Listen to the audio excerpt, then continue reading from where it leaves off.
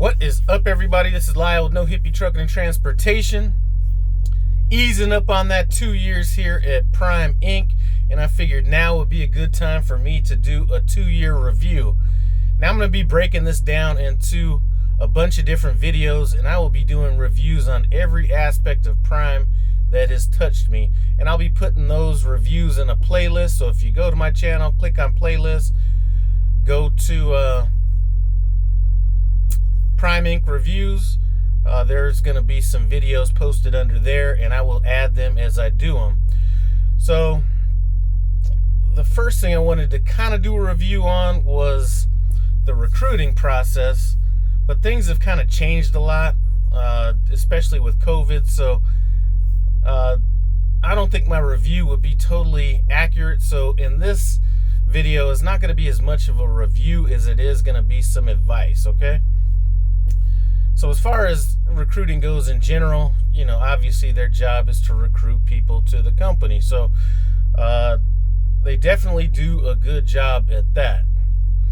Now, some of the advice I would give based on the experience I had with my recruiter was see if you can get some information first over the phone, which is something I tried to do, but the recruiter I was dealing with, you know, told me to put in my application online and then we could talk about it later. The problem with that is that once you put that application in, you have like 30 days from that point to get into Prime, or you need to start that application over again. Now, for me, I'm one of those people that kind of is over prepared, so I was trying to get the information a little bit more in advance than 30 days.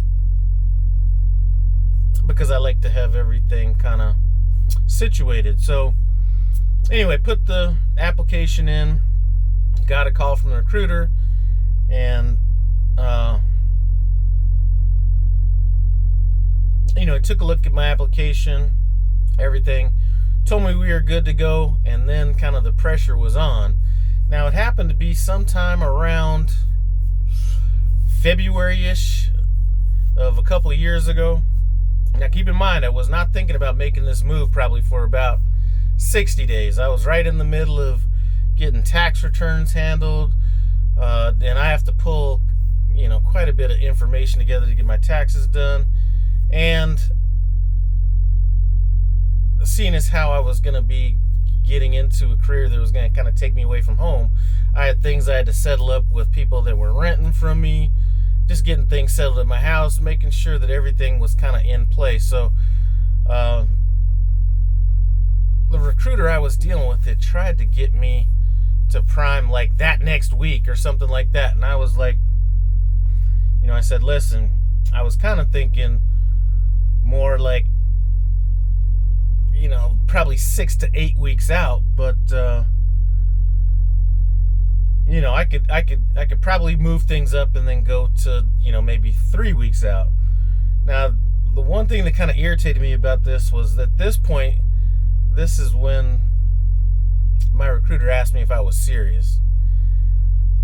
Now, that kind of hit me the wrong way, and it might have been the dumbest decision I made, but I almost pulled my application at that point. Just because, you know, somebody to be questioned if I was serious. You know, I'd already got my permit, already got my TWIC card, already got, you know, I'd never really had a passport because really the only time I was doing traveling was when I was in the Marines. So I never really had a passport. So I had all this stuff kind of handled beforehand. The only thing I needed to do was get a couple things in place before I left. So anyway, my suggestion is if you're going to be more than a month out and you're just trying to gather information, get a hold of your recruiter and tell them that. So maybe you can get a list of things to get handled, you know, before you actually put your application in.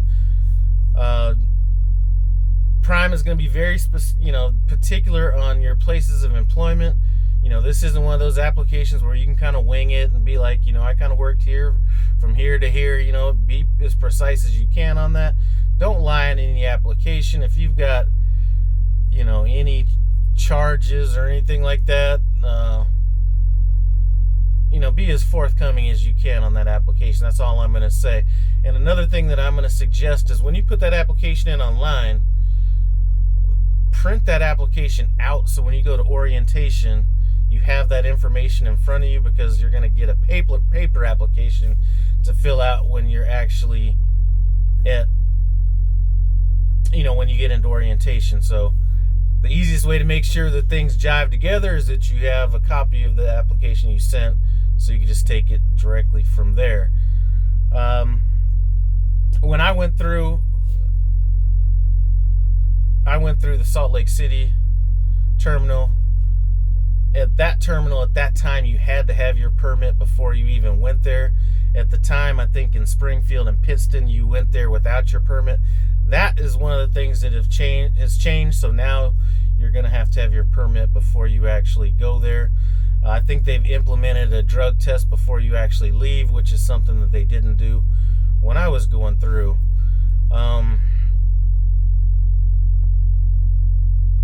Now, another thing that has kind of changed with the current environment is that now I think they're either flying people out or renting them cars. When I was going through, a lot of people were getting sent by Greyhound.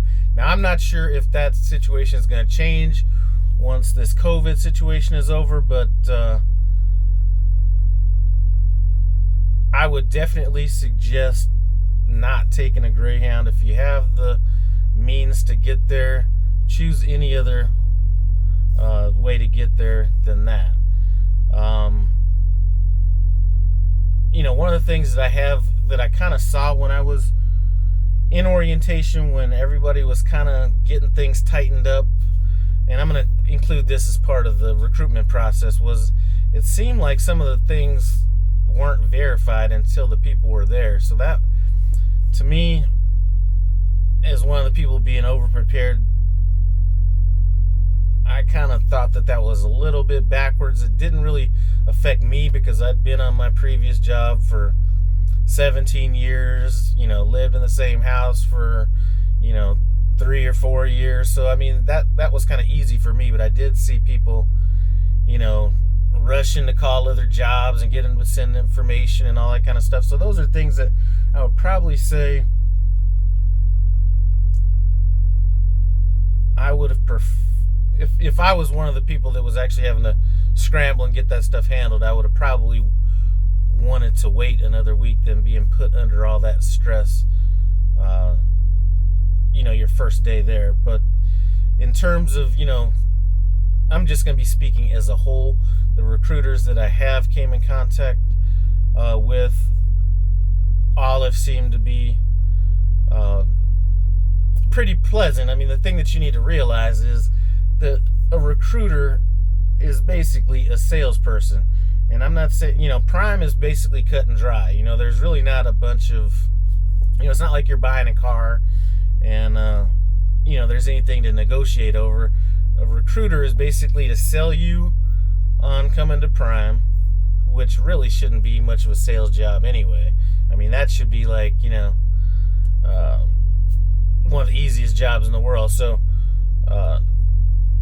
their job is to get you to Prime and to facilitate the process. Now, I think that my recruiter did a good job at that. Now, I did choose to drive a rental car out to Salt Lake City.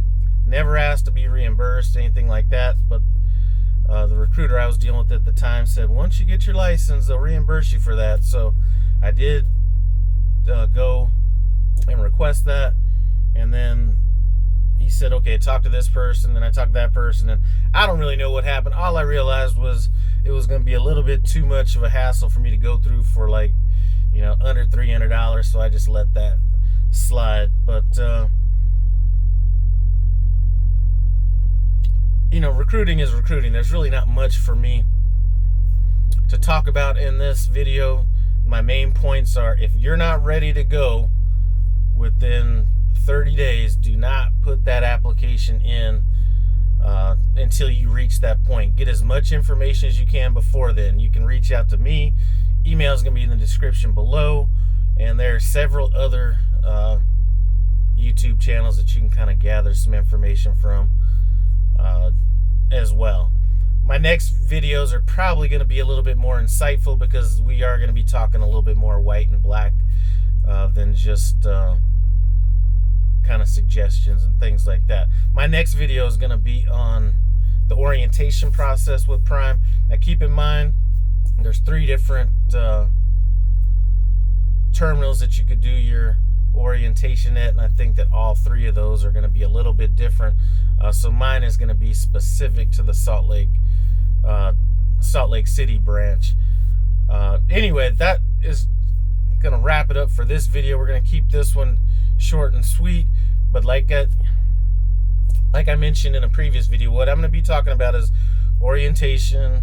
Next, we're going to be going to PSD training, TNT training. We're going to be going to the upgrade process, success leasing, road assist, company culture, claims, be it equipment claims or product claims. I'm going to try to hit every single aspect that I've touched at Prime in separate videos, just so it can kind of stay as separated out as possible. That's going to be it for this short video. I'd like to thank you guys for stopping by No Hippie Trucking and Transportation. I appreciate it. Comment, subscribe, and I'm out.